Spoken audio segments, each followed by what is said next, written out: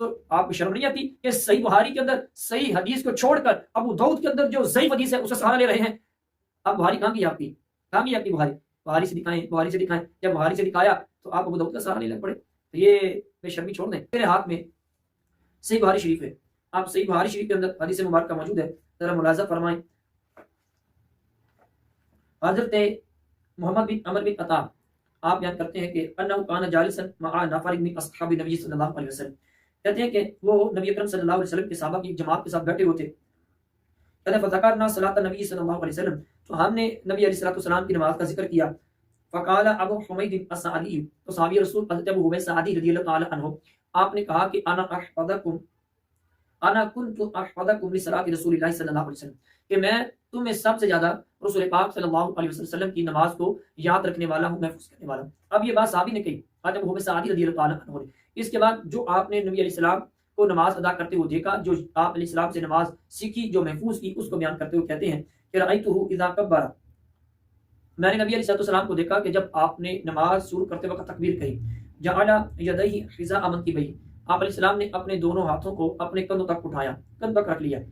اب اس کے بعد فرمایا کہ وَإِذَا رَكَعَ أَمْكَنَ يَدَيْهِ مِنْ رُكْبَتَيْهِ، نبی علیہ السلام نے جب رکوع فرمایا تو آپ علیہ السلام نے اپنے دونوں ہاتھوں کو اپنے دونوں گھٹنوں کے اوپر اچھی طریقے سے رکھا۔ آپ دیکھیں ذرا نوٹ کریں صحابی کیا کہہ رہے ہیں، جب نبی علیہ السلام نے نماز شروع کی آپ نے رفع الیدین کیا، پھر جب رکوع کی باری آئی بیان کرنے کی، صحابی نے یہ نہیں کہا کہ رفع یدیہ، نبی علیہ السلام نے اپنے دونوں ہاتھوں کو اٹھایا۔ اس کے بعد فرمایا کہ جب رکوع سے اٹھے بھی تو نبی علیہ السلام نے رفع الیدین کیا، اس کا ذکر صحابی نے نہیں کیا۔ اب یہاں پر میں کہنا چاہتا ہوں کہ اگر صحابی رسول نبی علیہ السلام کو رکوع میں جاتے اور رکوع سے اٹھتے وقت رفع الیدین کرتے دیکھتے نا، تو آپ ضرور جس طرح آپ نے ابتدائے نماز کے حصے میں رفع الیدین کا ذکر کیا ہے، تو رکوع میں جاتے اور رکوع سے اٹھتے وقت بھی رفع الیدین کا ذکر ضرور کرتے۔ اب یہاں پر ایک مغالطہ دینے کی کوشش کی جاتی ہے کہ جو عموماً مغالطہ دینے کی پرانی عادت ہے، اسی کے پیش کے نظر کہ جی یہ بخاری کے اندر جو روایت ہے اس میں تو رکوع میں جانے اور رکوع سے اٹھنے کا رفع الیدین کا ذکر موجود تو نہیں ہے، لیکن ابو داؤد شریف کے اندر جو حدیث مبارکہ حضرت ابو سعید ساعدی رضی اللہ تعالیٰ عنہ کی ہے، اس کے اندر جو ہے وہ رفع الیدین کا رکوع میں جانے اور رکوع سے اٹھنے کا ذکر موجود ہے۔ تو یہاں پر میں کہوں گا کہ مجھے ہنسی آتی ہے آپ اس مجبوری کے اوپر، پہلے تو آپ بخاری کی رٹ لگاتے ہیں،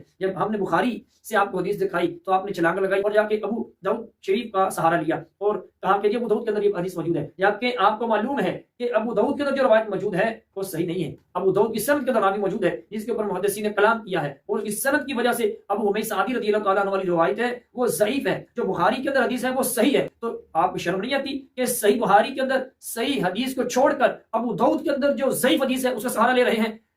اب بخاری کہاں گئی آپ کی؟ کہاں گئی آپ کی بخاری؟ بخاری سے دکھائیں، بخاری سے دکھائیں۔ جب بخاری سے دکھایا تو آپ ابو داؤد کا سہارا لینے پڑے، تو یہ بے شرمی چھوڑ دیں۔